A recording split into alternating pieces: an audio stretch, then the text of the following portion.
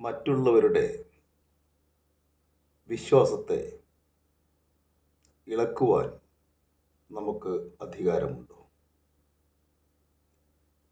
ഇല്ല എന്നാണ് ഭഗവത്ഗീത നമ്മോട് പറയുന്നത്. ഓരോ മനുഷ്യനും ഓരോ വിശ്വാസമുണ്ടായിരിക്കും, ഓരോ നിലപാടുകളുണ്ടായിരിക്കും. അത് പ്രകാരം അയാൾ പ്രവർത്തിക്കുമ്പോൾ അതയാൾക്ക് ശാന്തിയും സമാധാനവും സുഖവും തരുന്നുവെങ്കിൽ, അതേസമയം മറ്റുള്ളവർക്ക് അതുകൊണ്ട് യാതൊരു ബുദ്ധിമുട്ടുമില്ലെങ്കിൽ, അത് പ്രവർത്തിക്കുവാൻ അയാൾ അനുവദിക്കുകയാണ് നല്ലത്. ഒരുപക്ഷെ മറ്റൊരു വിശ്വാസം, മറ്റൊരു നിലപാട് അതിനേക്കാൾ മികച്ചതായിരുന്നിരിക്കാം.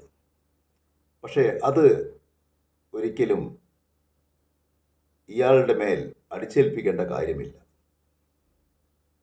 എപ്പോഴെങ്കിലും സൗകര്യവും സമയമെല്ലാം കിട്ടുകയാണെങ്കിൽ അത് സാവധാനത്തിൽ അയാളെ പറഞ്ഞ് മനസ്സിലാക്കാമെന്ന് മാത്രം. സാധാരണഗതിയിൽ ഒരു മനുഷ്യനെ അവൻ്റെ വിശ്വാസത്തിൽ നിന്ന് ഇളക്കുവാൻ നമ്മൾ ശ്രമിക്കരുത്. അതിന് നമുക്ക് അധികാരമില്ല.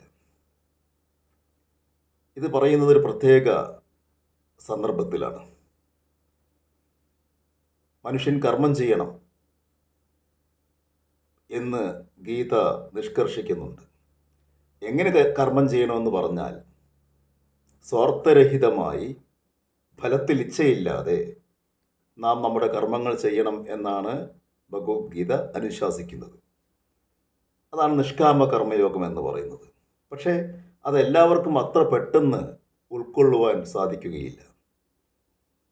ഞാൻ കർമ്മം ചെയ്യാൻ തയ്യാറാണ്, പക്ഷേ എനിക്കതിൻ്റെ ഫലം കിട്ടണം എന്ന ഉദ്ദേശത്തോടു കൂടി ചിലർ കർമ്മങ്ങൾ മുഴുകാറുണ്ട്. അതിനെ പരിപൂർണമായും തള്ളിപ്പറയുവാൻ അല്ലെങ്കിൽ അതിൽ തെറ്റ് കാണുവാൻ നമ്മൾ ശ്രമിക്കരുത്. ഏതായാലും അയാൾ കർമ്മം ചെയ്യുന്നുണ്ടല്ലോ. കർമ്മം ചെയ്യാതിരിക്കുന്നതിനേക്കാൾ എത്രയോ നല്ലതാണ് കർമ്മം ചെയ്യുക എന്നുള്ളത്. സ്വാർത്ഥപരമായ ചില താല്പര്യങ്ങളെ കൊണ്ടാണ് അയാൾ കർമ്മം ചെയ്യുന്നതെങ്കിൽ പോലും അത് സമൂഹത്തിനും ചില ഗുണങ്ങളൊക്കെ വരുത്തുന്നുവെങ്കിൽ അതിനയാളെ അനുവദിക്കുകയാണ് ഏറ്റവും കരണീയമായ മാർഗം. ഏറ്റവും മികച്ചത് നിഷ്കാമ കർമ്മയോഗമാണെങ്കിൽ പോലും നാം മനുഷ്യർ പലരും അത് ഉൾക്കൊള്ളുന്ന ഒരു തലത്തിലേക്ക് എത്താത്ത സ്ഥിതിക്ക് അതിൽ നമ്മൾ നിർബന്ധം പിടിക്കുന്നതിൽ അർത്ഥമില്ല. നിഷ്കാമ കർമ്മയോഗം ഉദാത്തമായ കർമ്മമാണ്, യാതൊരു സംശയവുമില്ല. ഈ ലോകം ഇന്നത്തെ നിലയിൽ മുന്നോട്ട് പോകുന്നതിന് കാരണം ചിലരെങ്കിലും നിഷ്കാമ കർമ്മയോഗം അനുഷ്ഠിക്കുന്നത് കൊണ്ടാണ്. നമ്മുടെ സ്വാതന്ത്ര്യ സമരത്തിലൊക്കെ ഒരുപാട് മഹാത്മാക്കൾ അവർ സ്വാർത്ഥപരമായ യാതൊരു മോഹങ്ങളുമില്ലാതെ രാജ്യത്തെ സ്വതന്ത്രമാക്കുക എന്ന് മനസ്സിൽ കണ്ടുകൊണ്ട് കർമ്മരംഗത്തേക്ക് വന്നതിൻ്റെ ഫലമായിട്ടാണ് നമുക്ക് സ്വാതന്ത്ര്യം ലഭിച്ചത്. ഈ കാര്യങ്ങളൊക്കെ ശരിയാണെങ്കിൽ പോലും സാധാരണ മനുഷ്യനെ സംബന്ധിച്ചിടത്തോളം ഒരു കർമ്മം ചെയ്യുമ്പോൾ അതിനെന്തെങ്കിലും ഫലം ഉണ്ടായിരിക്കണമെന്ന് ഒരു നിഷ്കർഷ അയാൾക്കുണ്ടാകുവാൻ സാധ്യതയുണ്ട്. അതുകൊണ്ട് അതിനെ നമ്മൾ അംഗീകരിക്കണം. അതാണ് ഏറ്റവും നല്ലത്. അയാൾ ആ കർമ്മം അനുഷ്ഠിക്കട്ടെ.